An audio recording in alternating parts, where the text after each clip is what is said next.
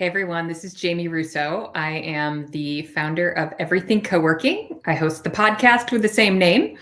And then I also do two things. I help co-working space operators start profitable co-working spaces that they love to run. And I train and develop their community managers.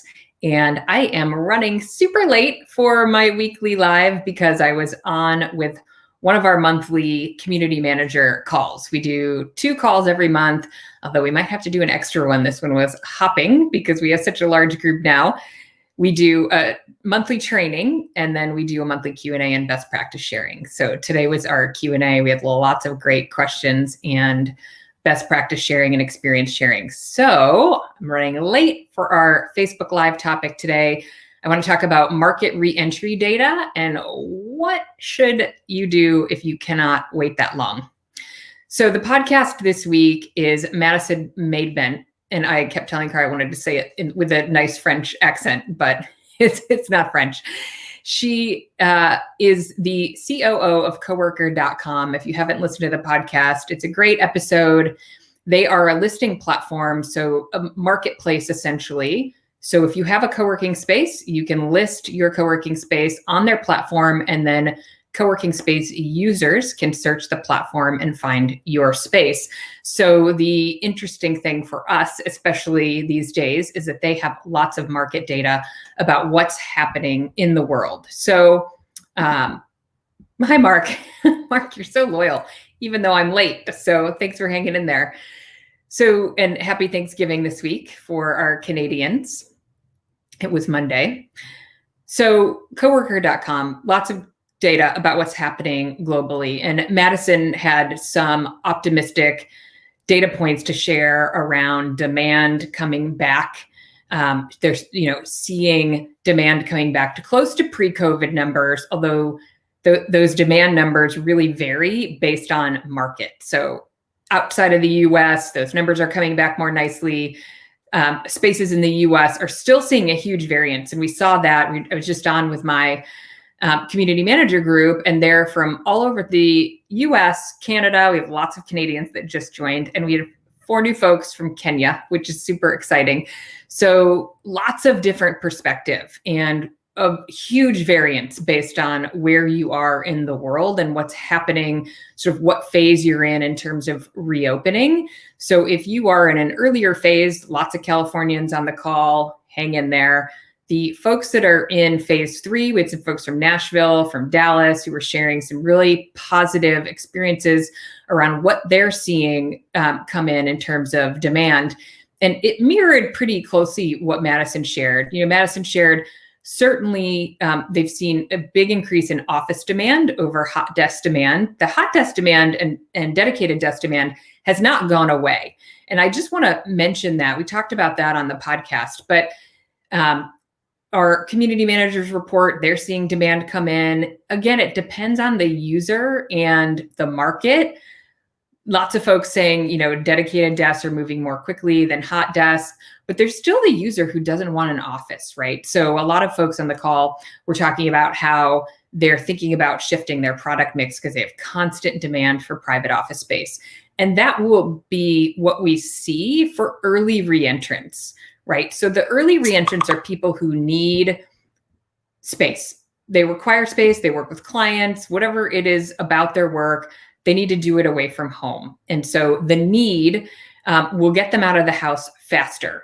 Our open space and even dedicated desks folks have less of a need, right? They can make do at the kitchen table at home or sharing the office at home with their husband, which is what I have to do. We have I'm sure you've heard me say this, literally on Mondays, we block out the home office. We have one home office unless I get it together and change our guest room over, but they're too close to each other. So we can't both be on phone calls at the same time. I don't think. We'd have to do some additional soundproofing. So we have a conference room schedule reservation system that we do every Sunday night. So people who don't actually need offices are just still at home, right? That for whatever reason, they don't feel safe. They have kids at home. So they're not going out yet, but that doesn't mean we won't see that demand. It's just coming in the next wave. And Madison really echoed that that's what they're seeing. And Madison shared some of the demand they're seeing from the corporate clients. And, we talked a little bit about getting in front of those folks. CoWorker.com, Liquid Space, DeskPass, Instant Offices are good platforms to be on to make sure you're capturing that demand when it comes in.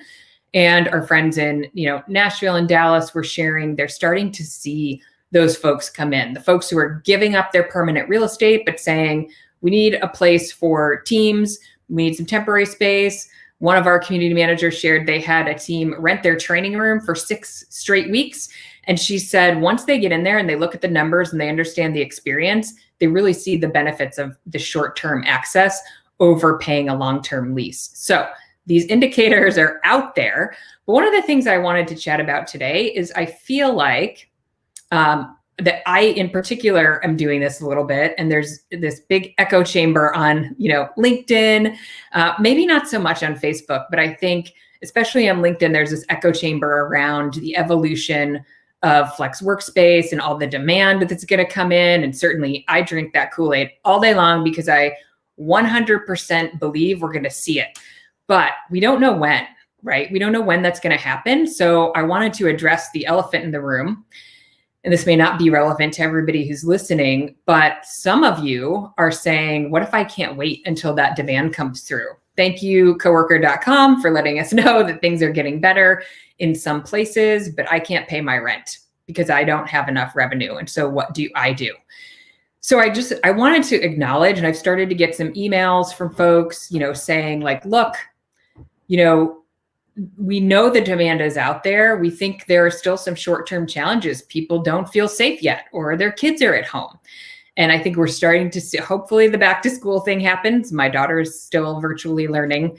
So I totally get that. What do those spaces do who just are not seeing people come back in the door and they can't make their monthly expenses and they're writing checks, right? Probably lots of people, business owners writing checks out of their, their personal account. I get that they're all in the end the same, but writing checks out of their personal account because they're not covering business expenses with revenue from the business. And what do you do? So I think one, be super honest. We can be optimistic, and we wouldn't be entrepreneurs if we weren't optimistic, but look at the indicators in your market. And if your market is stuck in a very early reentry phase and it's going to be months and months, then you do the analysis so that you understand where's the line? Where's the line when I cannot write checks out of my, personal account any longer? And we'll all have different thresholds for that, right? Some people will say, look, I'm going to make this work. I'm committed to this. I believe enough in the upside that I can wait. And then some maybe didn't have quite the right business model, maybe don't have the right product mix, have a lot of open space. And so have a lot of factors that would need to be adjusted in order to make it work in this environment. And so if that is you, sit down, do the analysis. What's my monthly number that I need to make? How short am I on that number? What does that gap look like? How long can I continue paying for that gap?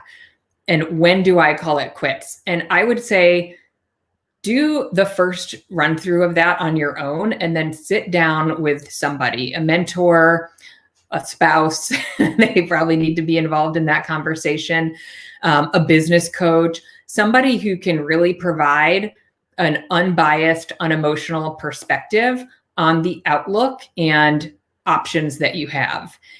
Know your lease. So you've probably been having conversations with your landlord, but still maybe hoping things get better and you don't have to really deal with making hard decisions about your business. Make sure you review your lease. You understand, what clauses in there, what you're going to be liable for. If you decide that you need to close your business, find a real estate attorney, start talking to your network, get a referral for one that can help you review your lease, look at the options. Maybe a broker. I'd be a little bit wary because brokers are not going to be incented for you to get out of your lease. So I would start with a real estate attorney and a business mentor that can help you look at the options and have some conversations. If you decide that you're done writing checks and you have to have a hard discussion with a landlord about what the options are, you want somebody on your side. You don't have to do those things on your own. Don't be afraid to ask for help. You want to know what your options are. Can you sublease the space? Can you talk to your landlord about a management agreement? You may already have done these things. Your landlord may not understand the position that you're in and the decisions that you're about to make. And so if they understand how serious you are about, not being able to write checks to cover rent for 6 more months, then they may come up with some other options that work for them.